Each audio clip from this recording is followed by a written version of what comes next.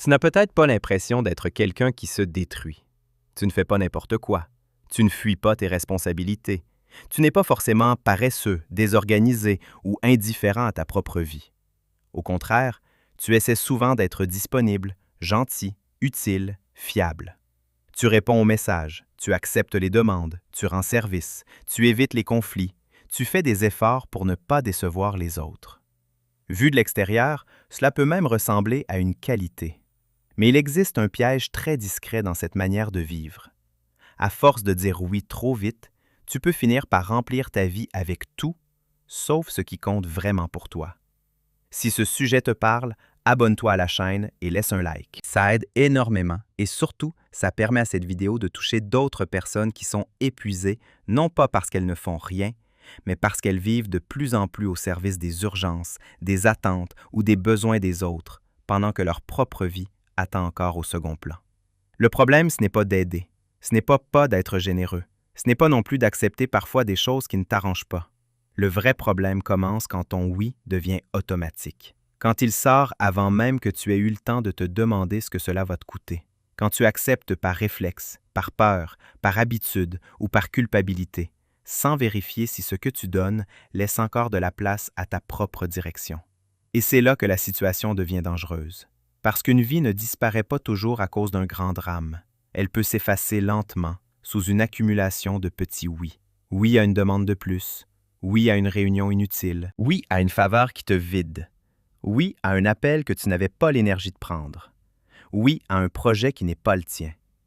Oui à une disponibilité permanente. Oui à des attentes que tu n'as jamais choisies, mais que tu continues pourtant à porter. Un jour, tu regardes ton quotidien et tu ne comprends plus très bien comment tu en es arrivé là. Tu es fatigué, tu es débordé, tu manques de temps pour toi. Tu te sens parfois frustré, parfois invisible, parfois vidé. Et au fond, tu sais qu'une partie du problème, ce n'est pas seulement que les autres prennent trop de place. C'est que tu leur en as donné sans presque jamais mettre de conditions. Aujourd'hui, on va parler de cela.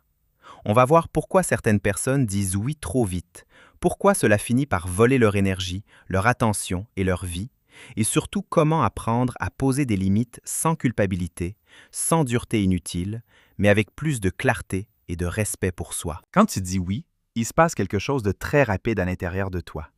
Il y a souvent un soulagement immédiat. Tu évites un malaise.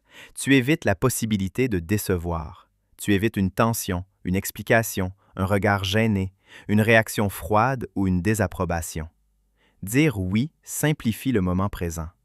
Tu as l'impression d'avoir été correct, gentil, coopératif. La situation avance. L'autre personne est rassurée. Toi aussi, d'une certaine manière, parce que tu as échappé au petit inconfort du refus.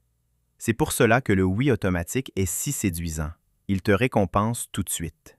Le problème, c'est que ce soulagement immédiat cache souvent un coût différé. Sur le moment, tu gagnes la paix. Plus tard, tu paies en temps, en fatigue, en frustration ou en perte d'espace mental. Tu dis oui à une demande, puis tu te retrouves avec moins de temps pour ton travail important.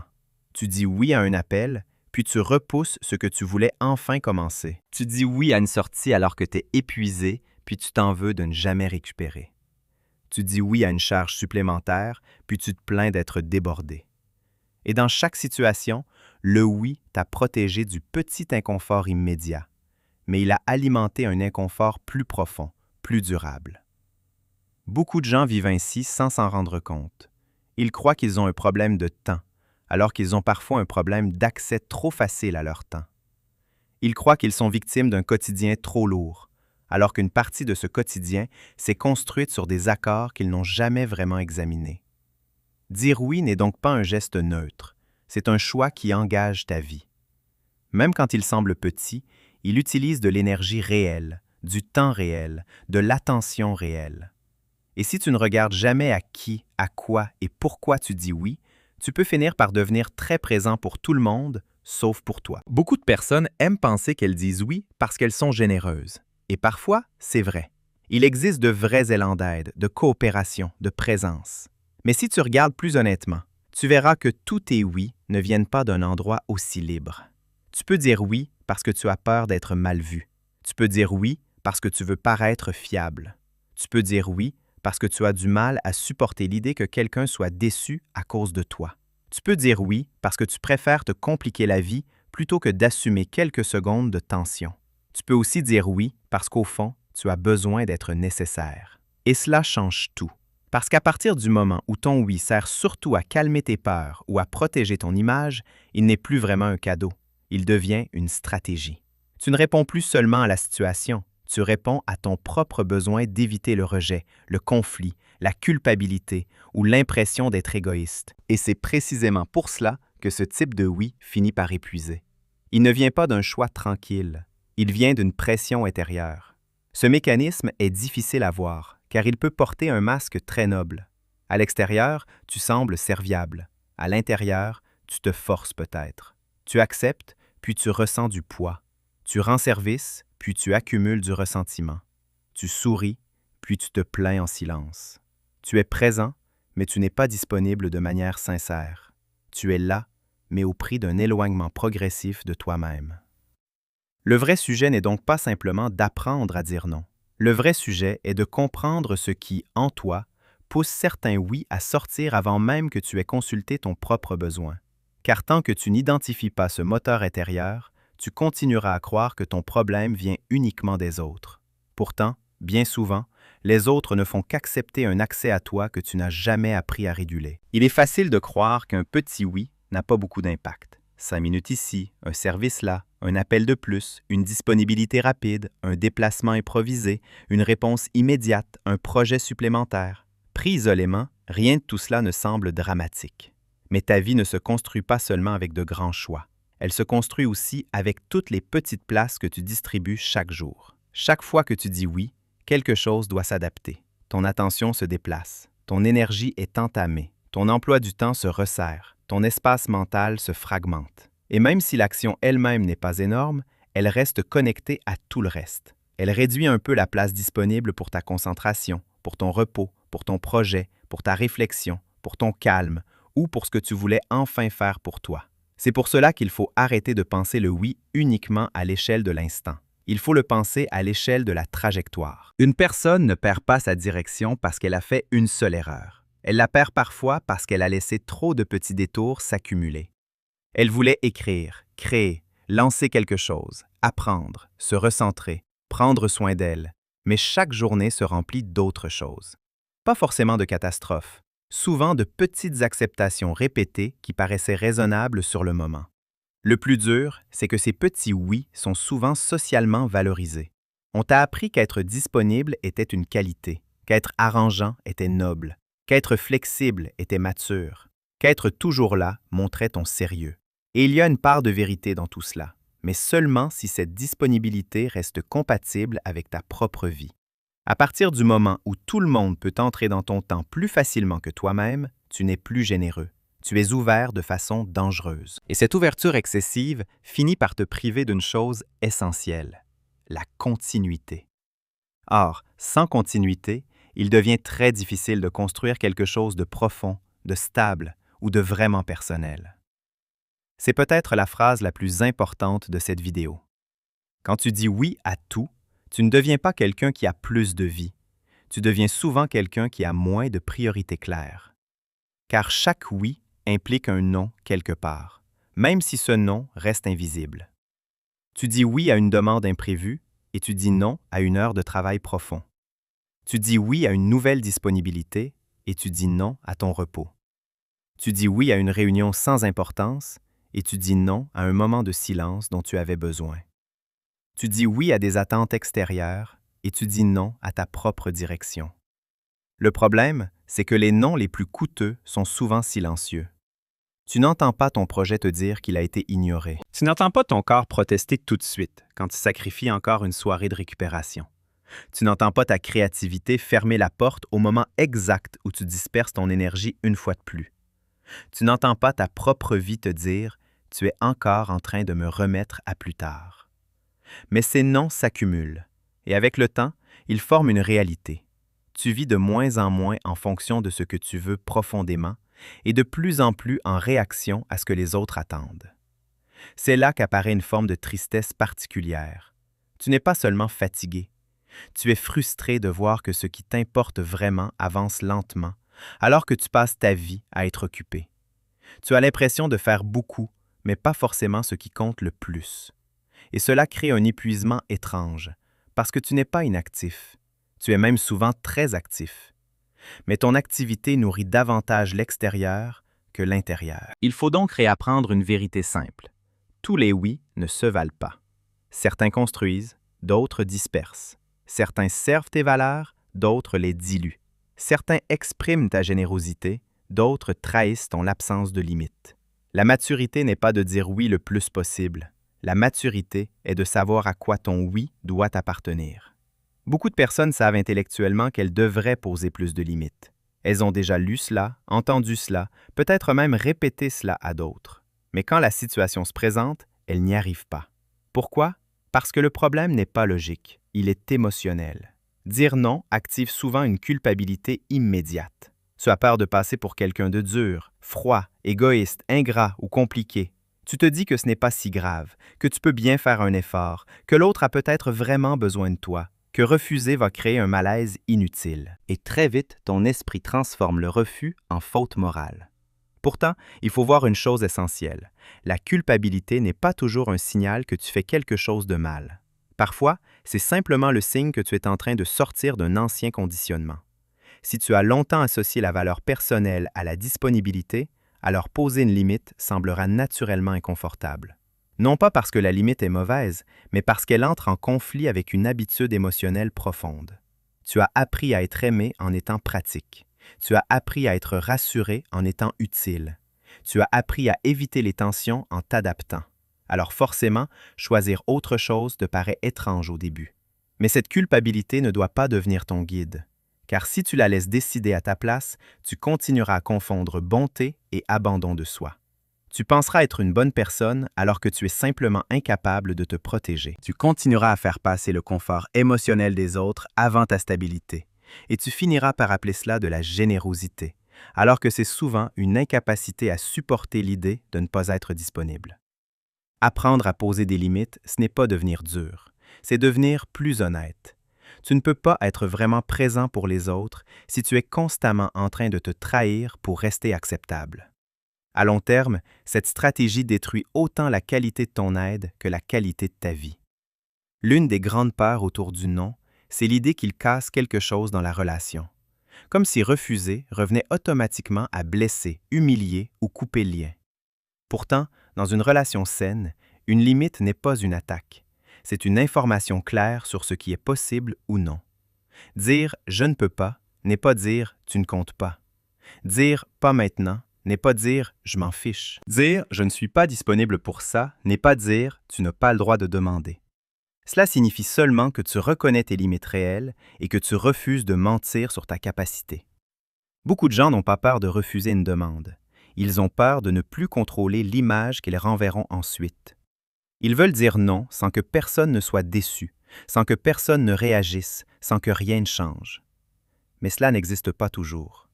Parfois, quelqu'un sera frustré. Parfois, une personne préférera quelqu'un de plus disponible. Parfois, une habitude relationnelle devra être réajustée. Et tout cela fait partie du processus. Le but n'est pas d'obtenir un refus magique sans aucun inconfort. Le but est d'apprendre à tolérer cet inconfort au lieu de sacrifier systématiquement ta vie pour l'éviter. Une limite claire crée souvent plus de respect qu'une disponibilité floue. Quand tu dis oui à contre-cœur, les autres sentent parfois ton manque de présence. Quand tu acceptes tout, tu deviens peu lisible. Quand tu te plains ensuite de ce que tu as accepté, tu abîmes aussi la relation. À l'inverse, une réponse simple, posée, assumée, même si elle déçoit un peu sur le moment, peut construire quelque chose de plus propre. Tu n'as pas besoin de justifier ta vie en permanence pour avoir le droit de la protéger. Tu n'as pas besoin de t'épuiser pour prouver ton affection. Et tu n'as pas besoin d'être accessible à tout pour être une personne précieuse. Changer ce fonctionnement ne signifie pas devenir brusquement fermé à tout. Cela signifie surtout interrompre l'automatisme. Le premier changement n'est pas forcément de dire non plus souvent. Le premier changement est d'arrêter de dire oui trop vite. Il faut remettre un espace entre la demande et la réponse. Un petit espace, parfois de quelques secondes seulement, parfois d'une journée. Cet espace est essentiel parce qu'il te rend à toi-même. Il t'empêche de répondre uniquement depuis le réflexe ou la peur. Il te permet de vérifier ce que tu veux, ce que tu peux, ce que cela va coûter, et si ce oui sert ou compromet ce qui est vraiment important dans ta vie. Tu peux apprendre à dire « Je te réponds un peu plus tard ». Tu peux dire « Je dois vérifier ». Tu peux dire « Je ne suis pas sûr d'être disponible ». Tu peux demander un délai au lieu de t'engager sous pression. Cette simple habitude change énormément de choses parce qu'elle t'oblige à consulter ton propre espace intérieur avant de l'offrir. Ensuite, il faut apprendre à hiérarchiser. Tout ne mérite pas le même type de oui. Certaines demandes sont belles, mais non prioritaires. Certaines opportunités sont intéressantes, mais désalignées. Certaines personnes demandent beaucoup non pas parce que tout est urgent, mais parce qu'elles savent que tu cèdes facilement. Et si tu ne développes pas de discernement, tu donneras ton énergie comme si toutes les sollicitations avaient la même valeur. Enfin, il faut accepter une vérité plus profonde. Protéger ta vie n'est pas un luxe, c'est une responsabilité. Personne ne le fera à ta place. Si tu ne gardes pas de l'espace pour ton repos, ton travail important, ta santé mentale, ta direction et tes besoins profonds, cet espace sera occupé par autre chose. Et ce « autre chose » prendra souvent la forme de demandes légitimes, mais secondaires. Le problème n'est donc pas que les autres demandent. Le problème, c'est quand tu n'as plus de critères pour savoir ce que ton oui doit protéger. On parle souvent du courage comme d'une force spectaculaire. Pourtant, dans la vraie vie, le courage prend parfois une forme beaucoup plus discrète. Il ressemble à un message simple, à un refus calme, à une absence de justification excessive, à une décision intérieure de ne plus te laisser aspirer partout. Dire non n'est pas toujours agréable. Dire non peut réveiller de vieilles peurs. Dire non peut donner l'impression de trahir ton rôle habituel. Mais chaque non juste crée un peu plus d'espace pour une vie plus vraie. Tu retrouves du temps, tu retrouves de la continuité, tu retrouves une capacité à te concentrer, tu retrouves une relation plus saine avec ton énergie. Tu retrouves aussi un sentiment important, celui que ta vie n'est pas uniquement disponible à la consommation extérieure. Beaucoup de gens veulent se sentir plus libres, plus calmes, plus cohérents, plus avancés dans leurs propres projets. Mais ils cherchent cette liberté dans les méthodes, les outils, l'organisation, la motivation. Tout cela peut aider, bien sûr.